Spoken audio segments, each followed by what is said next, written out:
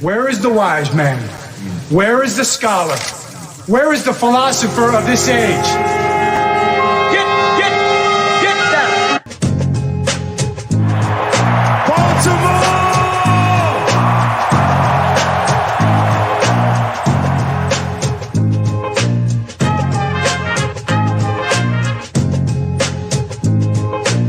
What are they giving?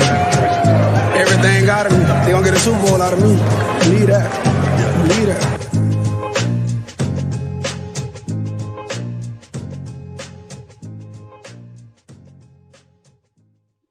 All right, welcome on back to another edition of the Baltimore Beatdown podcast. It is Friday, April 23rd, either 2nd or 3rd. Let's see, 22nd. April 22nd. My name is Jake Luke. I'm joined on my screen by Spencer Nathaniel Schultz. After a little bit of a fits and a start with my soundboard here, I got my sound rolling. My screen going. We're here. We're ready to talk some safeties. How's it going, man? Doing well. We busted through wide receivers earlier in this evening. When you're listening to this, we're recording on Tuesday night, and safety is definitely an interesting perspective now. The Ravens brought in Marcus Williams. They still have Chucky Clark, Geno Stone back there, Brandon Stevens back there. Could they add another one? Don't think it would be shocking, especially one with some versatility. But going to be a fun exercise, I think. We would probably keep this one pretty tight just because the Ravens are stocked through right now. But with so many picks and with, a special player at the top that I guess we can bust into, your boy, the Fighting Irishman, Kyle Hamilton. Going to be a weird situation if he's sitting there at 14. But with so many picks, it's hard. I would say it would be a little bit unlikely if they don't draft someone who can or has played safety. Yeah, I could definitely see it happening at some point. And especially, I think when you do talk about that kind of superstar player, that guy who just has the face of the franchise type quality that I think Hamilton has. I think if he is there at 14, which I don't think is totally out of the question, some people are calling him the best player in the draft. But you know what? I'm sure people were saying the same thing about Derwin James a couple of years ago, and he falls way farther than a lot of people were expecting. You can make an argument that the Ravens made a mistake by passing on Derwin James in that draft. You wind up with Lamar Jackson. So you can't totally question your process, but Hayden Hurst was the other pick there in the first round. So who knows? But I don't know. I think at 14, there's a chance that he's going to be there. And I think he is kind of these guys that we're going to talk about. I think he's maybe the only day one impact guy that we would potentially be talking about. And he is kind of the guy. There's definitely an intriguing cluster of other dudes that I think don't totally fit them value-wise as far as the draft goes, but a lot of versatile guys, a lot of fast guys, a lot of fun guys in this class. Certainly are. And with that, we can jump on into it. I mean, Kyle Hamilton, man, and if you go read through Corey Giddings' report, I think he nails a lot of it for Bleacher Report in their big board. I think they have him as the 5th overall player. I think he's in most top 10s. Been this whole narrative about his 40. Apparently he ran 4.7 at his pro day, whatever.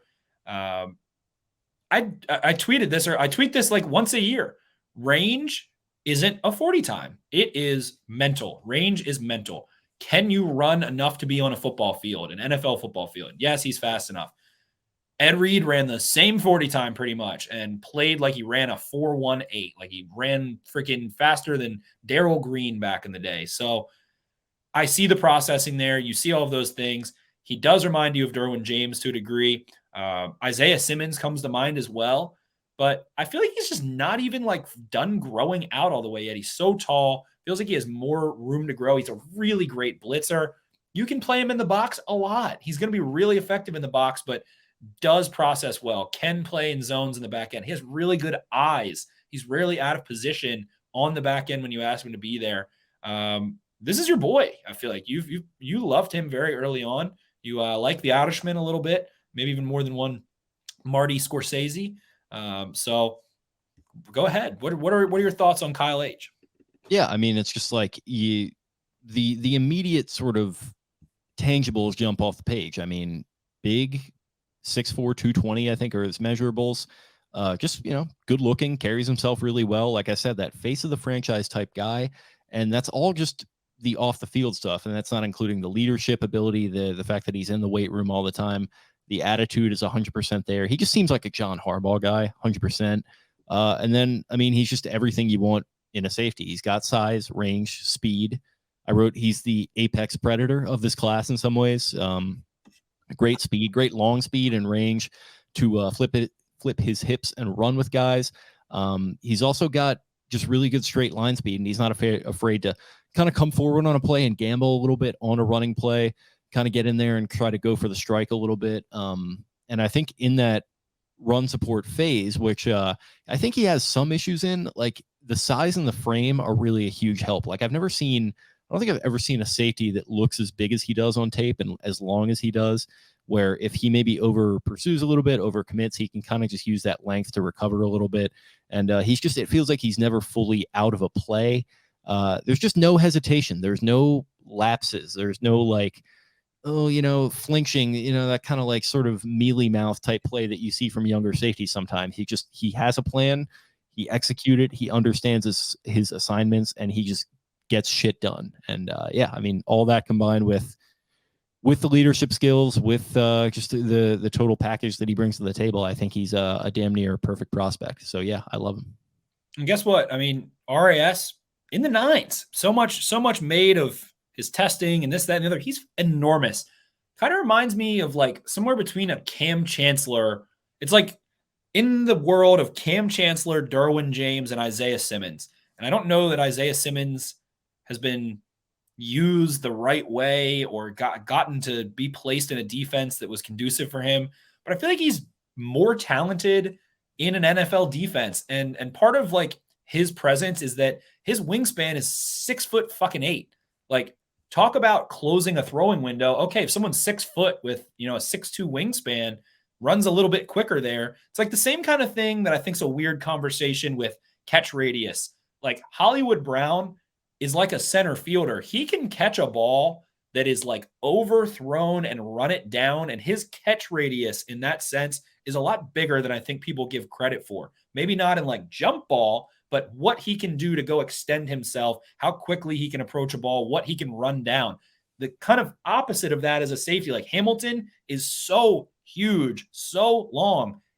It's hard to get a ball over him or fit a ball. He has such a physical presence. I mean, for his size, the 3-cone, the shuttle, the explosives, they're all there. Classic just over-analysis, I think, a lot that is going on with him. And I see people posting like, here's 5 plays where he was in a run fit and he took a bad angle. It's like, yeah, he's also if you watch like 5 games, he's a fucking dynamic tackler. Not the twitchiest guy in the world, whatever, but he's also massive. So I don't know. Give me, even if he's just Isaiah Simmons, like at 14, that's fine. I don't know. I think he's a modern player. I think he, like you said, is just like he's like a Ken Griffey Jr. kind of guy. Like he's just got the smile, the attitude. Everybody raves about him. Just got better and better. And what he can do in any facet that you want him to. I think he gets a little too much credit. If I had to poke the hole, it's like, I don't think that he's someone you want to go match up on a slot receiver in man coverage, playing bail technique and like ask to go mirror a route like that. So if you use him that way, maybe you're going to make yourself look stupid and make him look like he wasn't worth a pick or something, if that's a super heavy usage of him. But just a golden boy, man. And I think he's got the ball skills. I think he's a little bit of a badass too. Like he rocks guys. So sign me up for someone who's in the world of a Derwin James, Cam Chancellor, Isaiah Simmons. I'm down to take that gamble anywhere in the top 10. And what do we keep talking about with this defense? Like, where's the culture? I think we talked about this a little bit with Zach and Cole when you were down in South Carolina. Like, Calais Campbell is a face. He's a culture guy. He's a leader. Who are some of the other guys? It's Peters to an extent, but he's kind of a little bit more of a wild card. He's not like a guy that he's like a black sheep. Yeah, exactly. Like he's a badass and everything, but he's not like sort of that locker room leader. And people can, rag on that all they want, Harbaugh guys, whatever, talk about Purple Patrol, all this shit. But like, that's important to me. And I think it's still important for the Ravens, and it should be accountability. Yeah, it's accountability. This is at the end of the day, the NFL, just like any business, is a people business, and finding guys to rally behind is a good thing. And I think this is a guy who you can rally behind as a locker room leader, as a guy who just speaks with his actions. I mean, Marcus Freeman, for example, is like a younger guy with some star quality that I'm sure he related to well. I think that would translate well into a relationship with Mike McDonald, who I could see as a similar type to Marcus Freeman. I don't know anything about their schemes really, but like just personality wise, that seems similar. So I don't know, just seems like a perfect fit to me, and I'd love it. Certainly. I think it's pretty tough to pass on him at 14. And you do just worry that he's going to get, pigeonholed into playing a lot of linebacker or something weird. But, Chuck Clark's comfortable in third down, walking down and being the guy who does man a receiver up in the slot or a tight end or whatever it is. So just the versatility there is great. Having someone who is a fantastic athlete, can blitz, can do a lot, wear a lot of different hats, but also just be a safety. Pairing him and Marcus Peters. And again, it just feels like the Ravens do want to play single high a lot, middle of the field close, having Williams put on the roof and Hamilton to walk around and take over the intermediate. It's been a weakness for the Ravens up that spine the last couple of years. So I think Hamilton brings an enforcer into that. Really young still. I feel like he's just going to be like fill out into more of like a dominant physical, like violent presence. I think he's not done filling out yet still. So curious to see all of those things.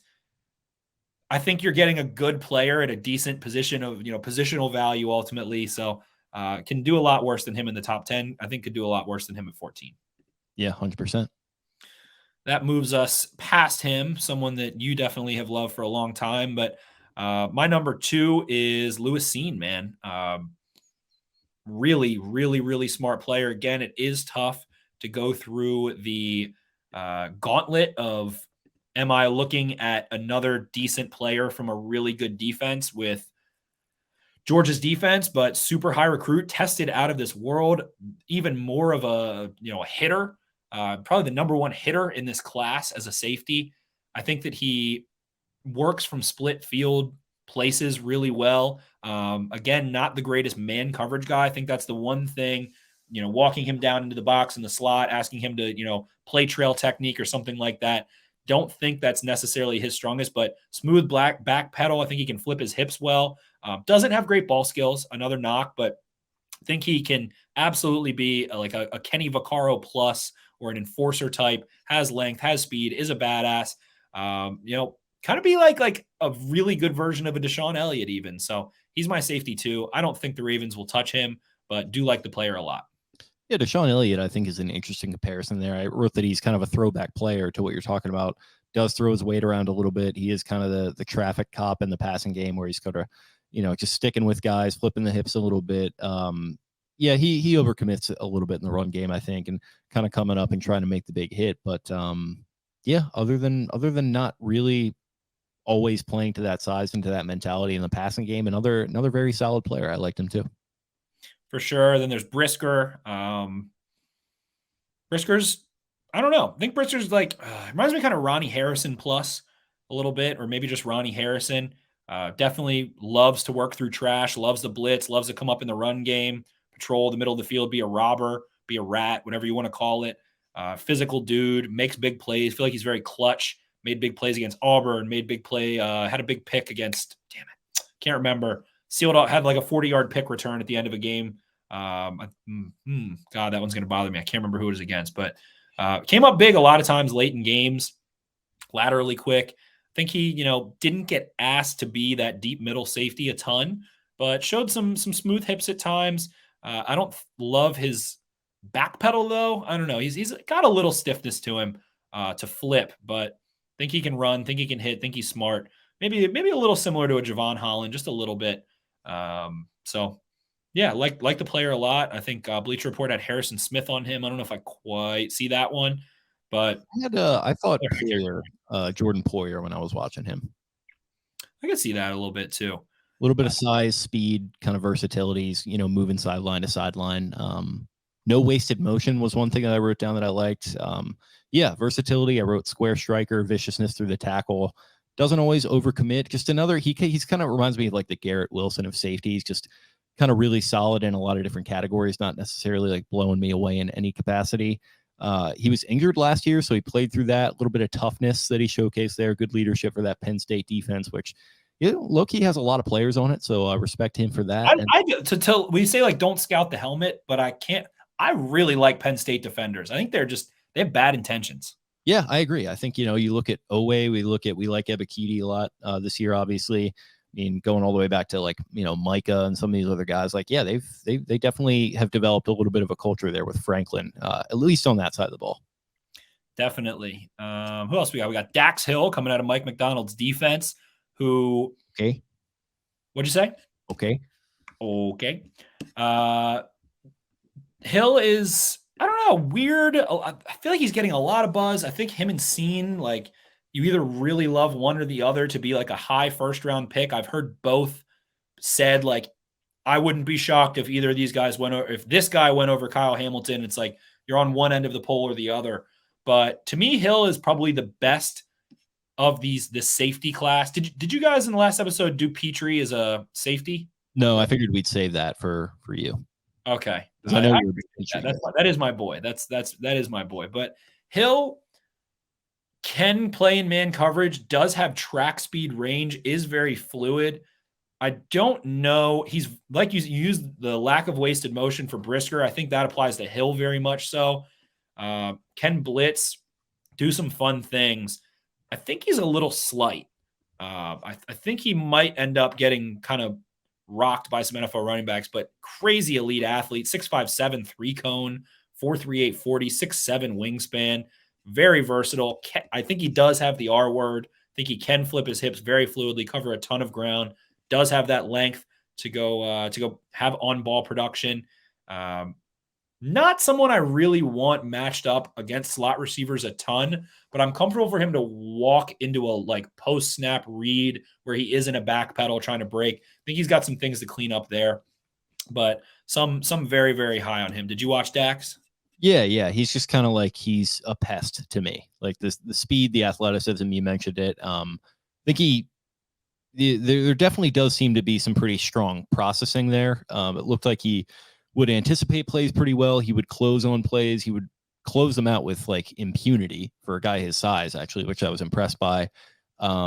He could, I mean, like you mentioned, like the size issues, like he would get washed out a little bit in run support and when running with bigger guys. So yeah, the size is, maybe going to be a little bit of an issue transition to the NFL, but athleticism is there, speed is there. I think the smarts are there. So yeah, good player. I mean, for the people that are saying the Ravens could pick him up, the value is going to be weird to me, but if you do some trickeration with trading, I could definitely see Mike McDonald jumping up on the table and advocating for him, which is a funny visual. And you definitely want someone that can go play in the slot if you're going to go in that direction. It feels like you're confident in him there. And then, of course, my dude, Jalen Petrie. Man, Petrie is a consummate playmaker.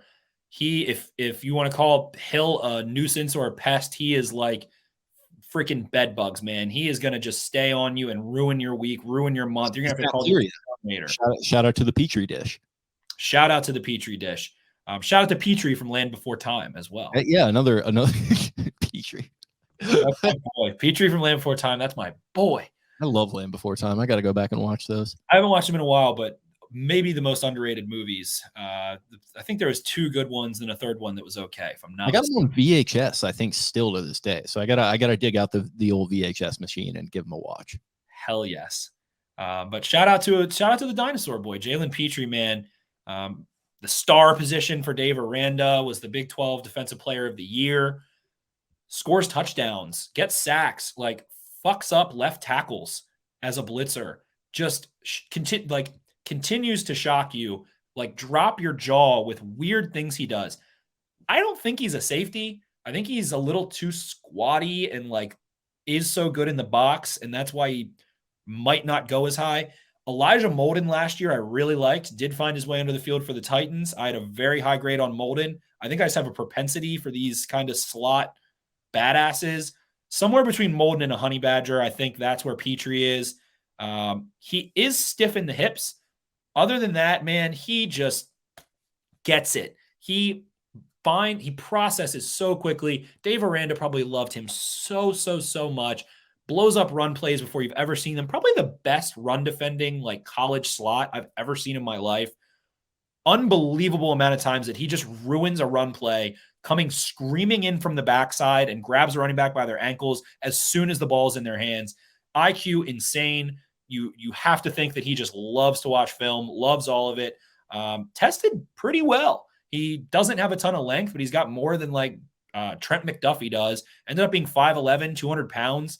Some decent agilities as well, which was nice. But at the Senior Bowl, like, he just will go brawl tight ends. He will fight a tight end to the death in coverage. Probably should get flagged more than he does, but man, he will die on a football field. I really don't think he's a safety. I don't think he ends up getting used there very much, but we're categorizing him there happily as a treat for me. I don't know, man, just a playmaker. And I did love like Jabril Peppers too. And maybe he's like that kind of player where he was just a little bit more of a college star that couldn't, quite provide super great value. Wasn't quite enough of an athlete in the NFL or something like that. But man, I just want him on my football team. I want to watch him play special teams. I want to watch him brawl tight ends. I don't know, bring him in to replace Tavon Young, and I'm a happy guy.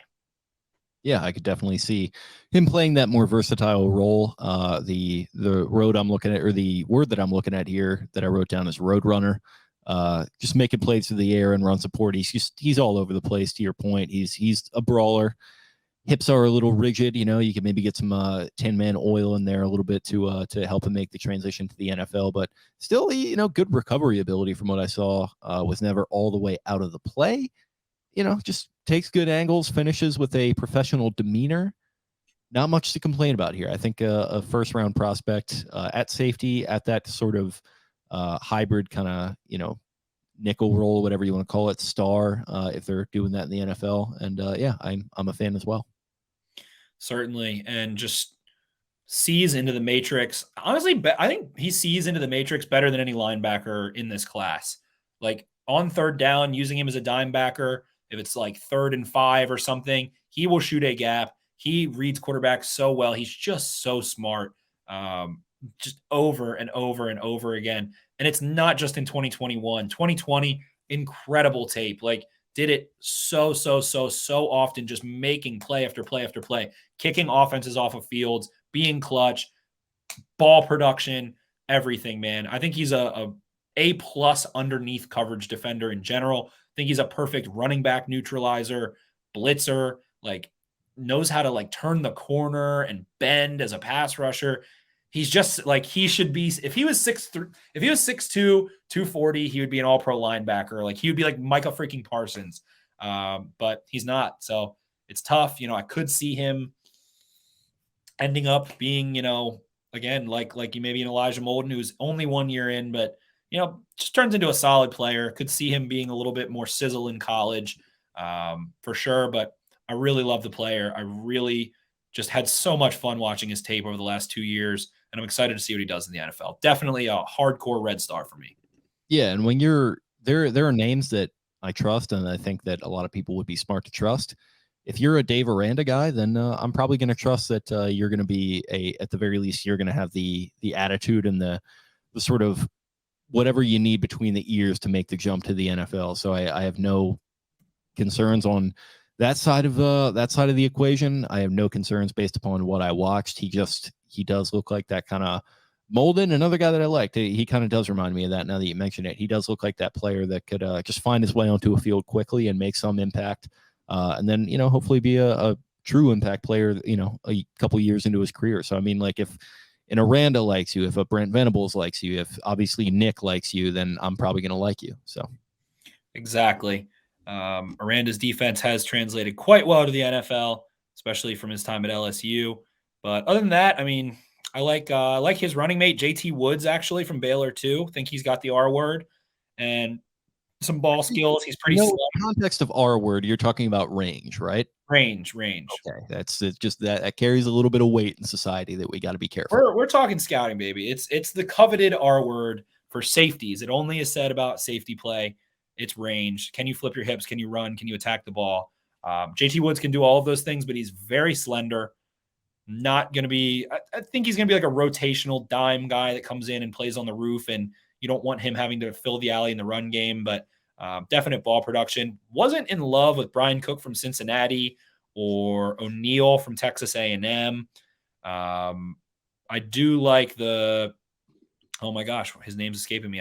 Marquis Bell from Florida. Why is he completely escaping me now? I don't have my notes in front of me. Marquis Bell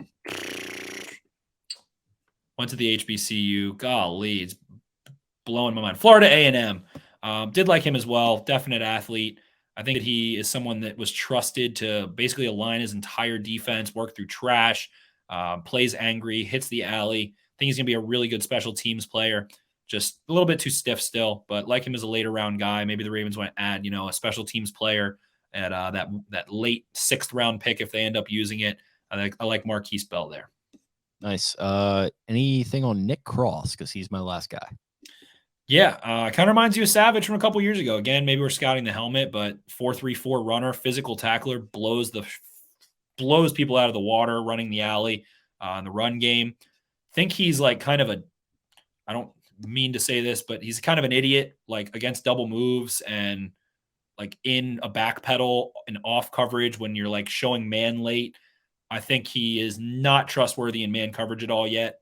Keep him in the deep third or up in the box, like downhill, or like sitting in the hook or curl zones. Don't ask him to go cover slot receivers at all right now. Has all the tools to eventually do it, but definite enforcer.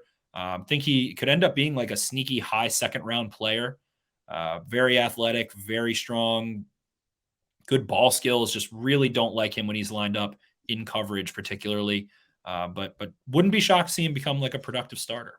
Yeah, I said throwback thumping type safety. My last note, actually, it's funny that you mentioned, I said similar to other Maryland safety prospects, he's just a very solid all-around player, day 2 prospect for me. So I was thinking like Darnell Savage, Sean Davis, some of these guys that have come through there, worn that Terp helmet. He kind of reminds me of.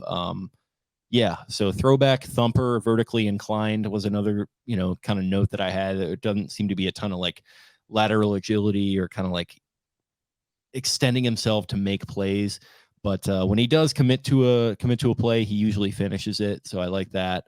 I said he was a man amongst men in the Big Ten, which that's you need to have your hard hat and your tool belt to be able to play against some of these Big Ten power run games, and I think he did a nice job against doing that, especially on like a not great Maryland defense.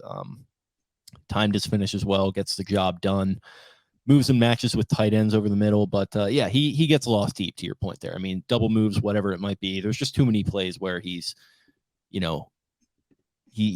one spot and then 20 yards later, there's a guy with, the ball in his hands. You could probably get about like 4 or 5 screen grabs of that, just like searching Twitter with his name. So it's really not good for a modern safety prospect, but I don't know. I think somebody's going to gamble on him and see if he can develop those skills a little bit. And I think even if he doesn't get all the way there, he'll be a solid player that's going to be on a roster for a lot of years. Definitely. And part of, Maryland, Maryland's defense hasn't been great, and there can definitely be blown assignments, and definitely has all the skills, the athleticism, the physical violence to be coached up. So not bringing him in to be an immediate starter, bring him in on 3rd down as a dime backer or something, and have him on special teams and watch him turn into a starter year 2 or year 3. I don't think that'd be surprising at all. Want to see him, get coached up in those situations, navigating, a trip situation or navigating through disguising a post-snap disguise in coverage, shifting from open to closed in the middle of the field, things like that. So think there's a lot to learn. Think there's a lot to work with as well. Boomer bust project type that is violent, that will dominate on special teams. And again, just, Maryland safeties kind of kill it in the NFL a little bit. Yeah, they do. They definitely do. So anybody else? I'm not a big fan of Cook, not a big fan of O'Neal. Generally, I think O'Neal got a ton of late traction for some reason. I don't see any real consistency there. Maybe it was his testing. I didn't even look at his testing, to be honest, but I think that about does it for safeties. Cool. So I think we do got to start with Hamilton for for our 4. Definitely. We can throw our boy Jalen in there, my boy. Let's throw Dax Hill in there. The Michigan connection will get some people going probably. Kyle Hamilton, Jalen Petrie, Daxton Hill.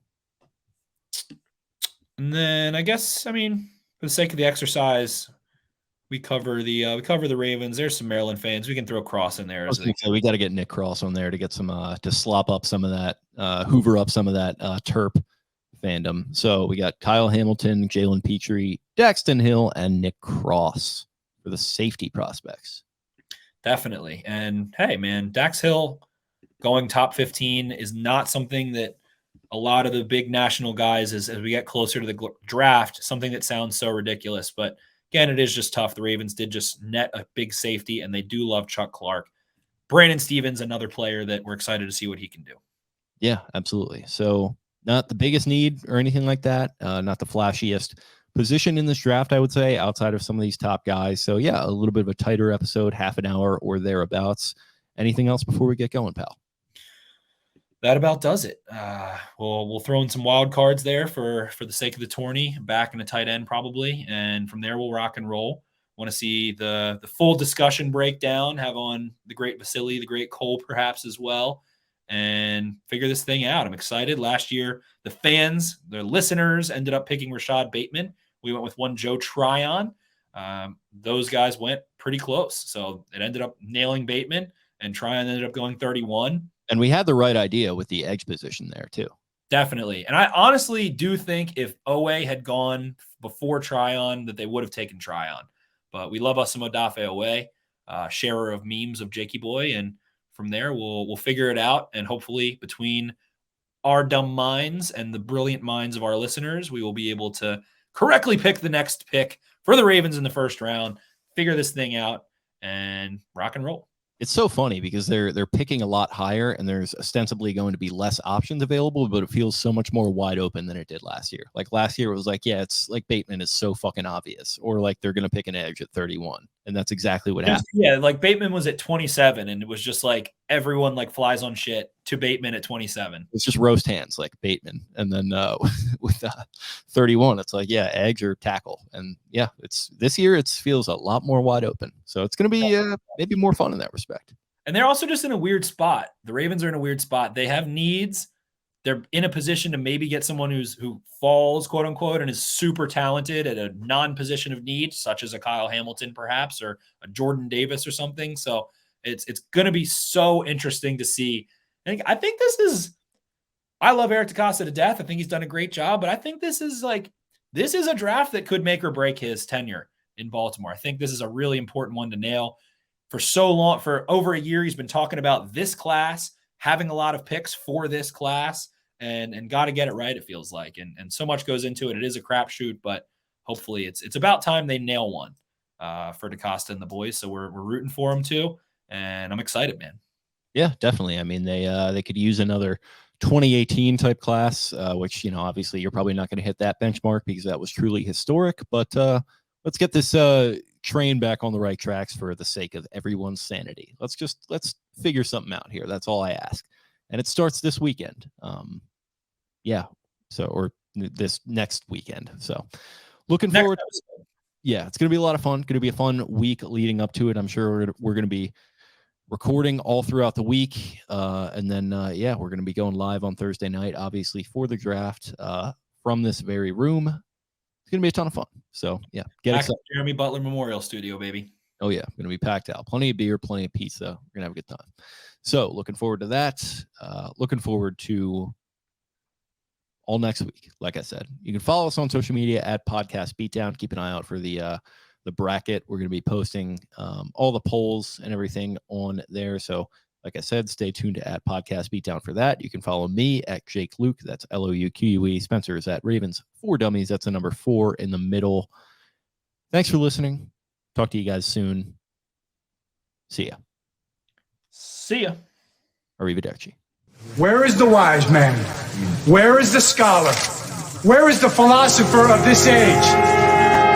Get down! Baltimore!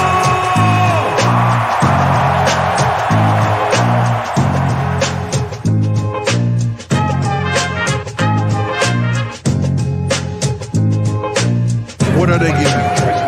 Everything out of me. They gonna get a Super Bowl out of me. Believe that.